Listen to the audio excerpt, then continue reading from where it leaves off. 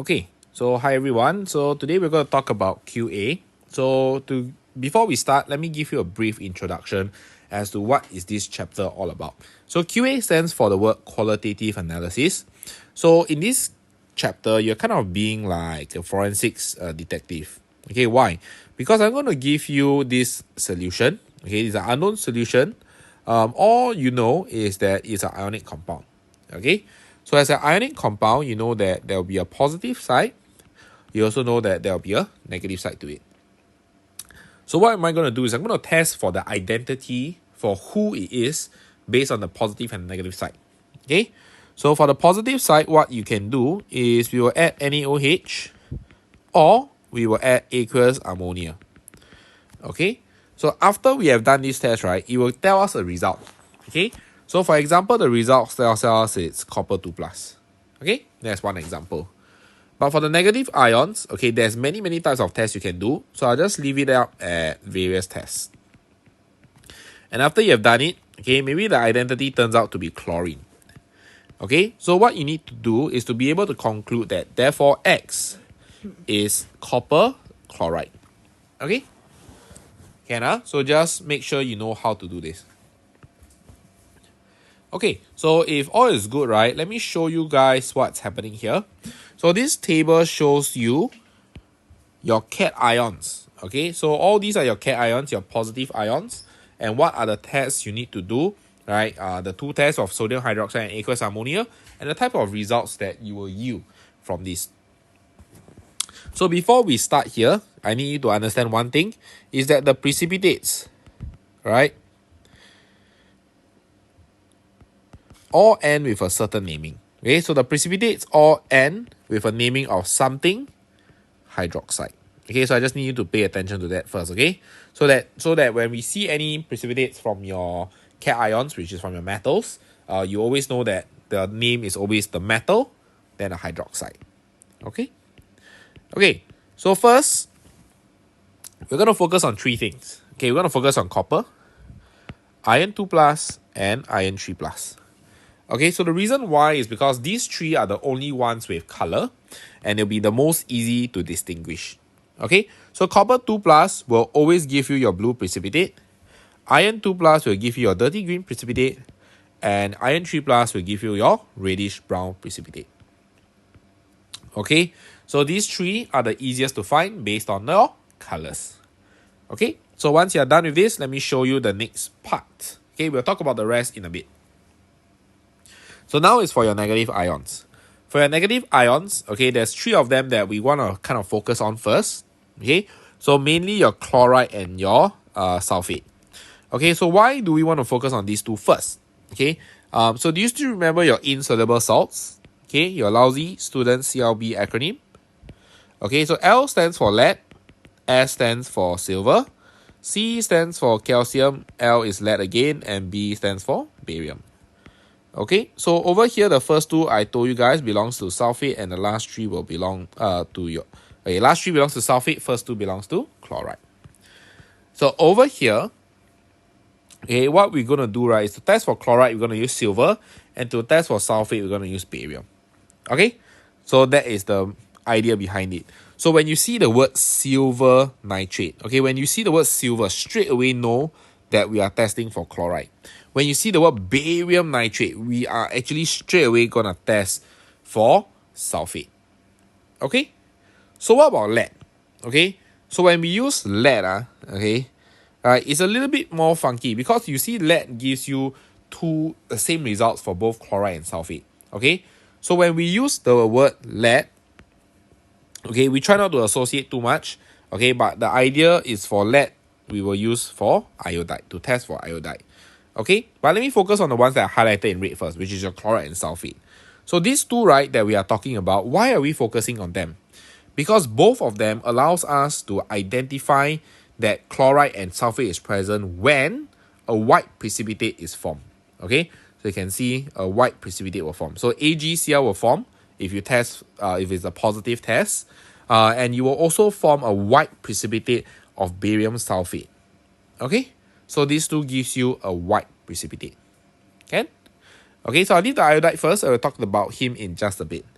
Okay, so with these few things that we have learned 3 colors, right? Copper, iron, and iron 2, right? Iron 2 and iron 3. And then we also learn about your chlorides and your sulfates, how to identify them. Okay, with just these few information, right, you can let your students try a couple of questions. So let them flip to this page. Okay, so to page 5, let them try this question. Okay, so once they have done with that, then you can go back up. Okay, back to these notes. Okay, so now I'll use a different color. Okay, I'll use blue color. Okay, so now, right, okay, students, when you look at the rest, aluminum, calcium, lead, and zinc, okay, you realize it's very hard to distinguish them because they all are white color in nature. So what am I going to do for you, right, is I'm going to highlight keywords that help you to identify that it's 100% this person that I'm talking about. Okay, what is the distinctive phrase? Okay, for calcium, okay, the distinctive phrase is that there will be no reaction with aqueous ammonia. Okay, so when there's no reaction, okay, this is calcium. Okay, so the next distinctive one is for zinc. Right, for zinc, he will be able to dissolve fully in excess ammonia. Okay, but the remaining aluminum and lead can't do that. So that is what sets apart zinc from aluminum and lead. Okay, so try to identify calcium first, then identify zinc. Then if you can't identify zinc, then it will be aluminum or lead. Okay, but one thing you realize, between aluminum and lead, it is extremely similar, right? All the results is the same, which means that it will be impossible to differentiate both aluminum and lead via these 2 tests. So what you need to do is to differentiate, okay, to test between aluminum 3 plus and lead 2 plus. Alright, what you need to do is to rely on your knowledge from another chapter called your salt preparation.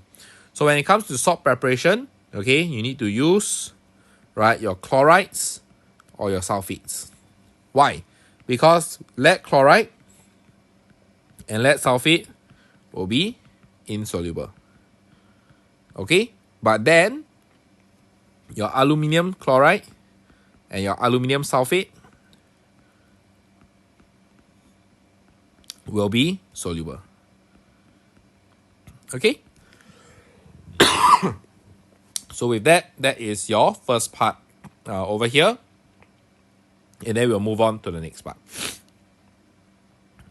Okay, so when it comes to your anions, okay, let's take a look at a few of them.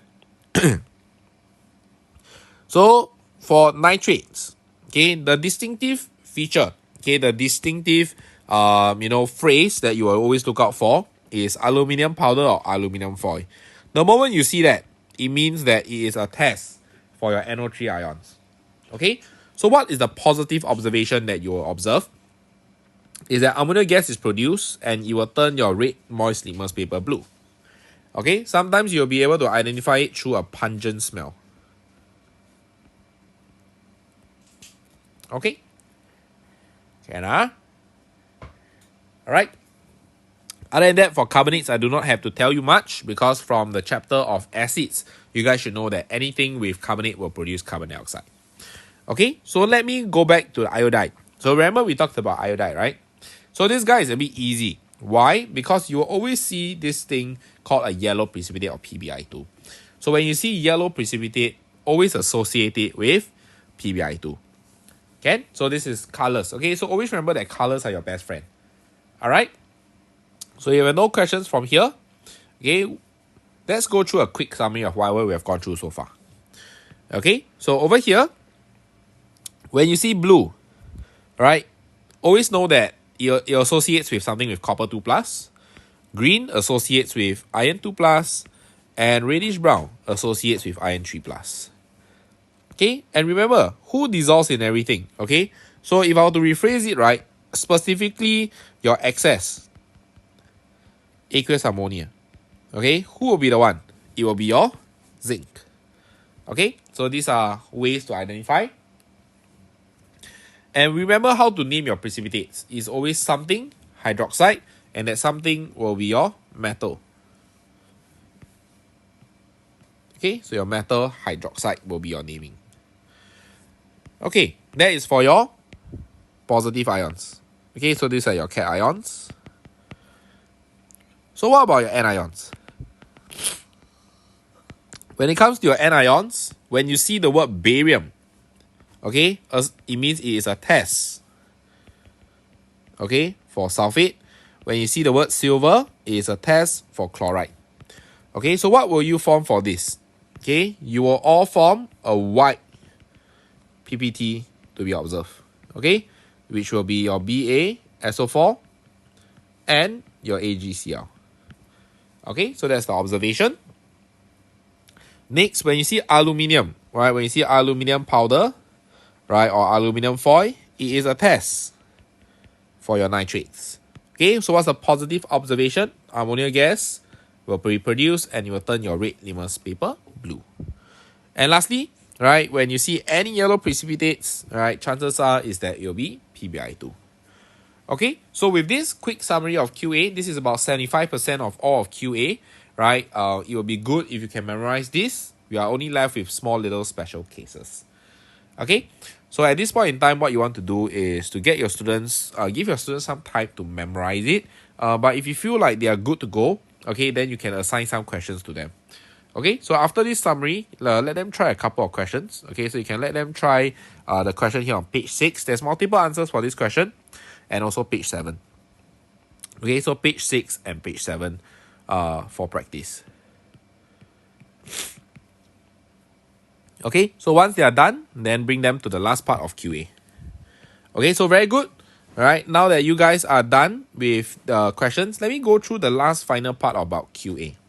Okay, so now, right, if you want to test for Pb2+, you'll add Ki.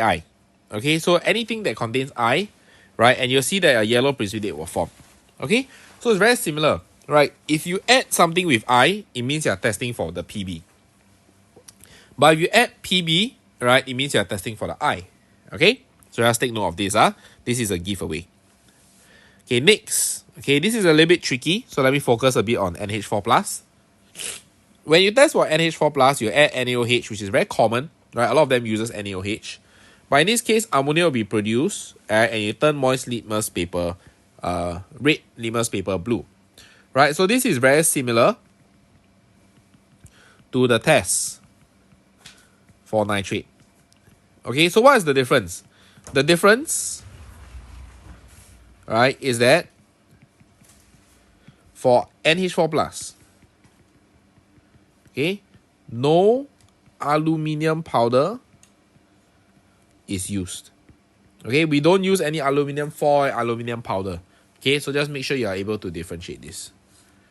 Okay, if not, let's take a look at the next part.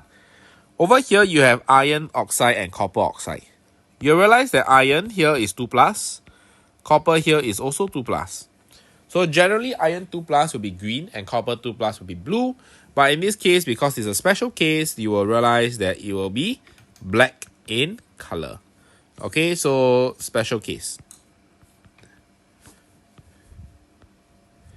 Next, same thing, we have copper carbonate here. So this is also another copper 2+, which tends to be blue. But special case, it will be green. Okay, and for the final thing that you need to know is that when it comes to zinc, right, zinc oxide, when it's hot, will be yellow in color. Okay, so that's the last thing that you need to do over here. So after that, once you are done with this, then you can give your students the remaining questions here. Okay, so you actually be the remaining here, page 8, 9, and 10. Okay, so you can get them to finish up all of this. Okay, so I write it down here. After this, you can go back to page 8, 9, and 10.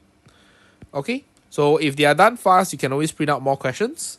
Okay, if not, that is more or less it for QA. Okay, so if they ever need extra help, just focus back on the summary, right, on these 2 pages. These should be sufficient to get them as a crash course. Okay, so if not, that is it for QA. Then we'll see you in the next chapter.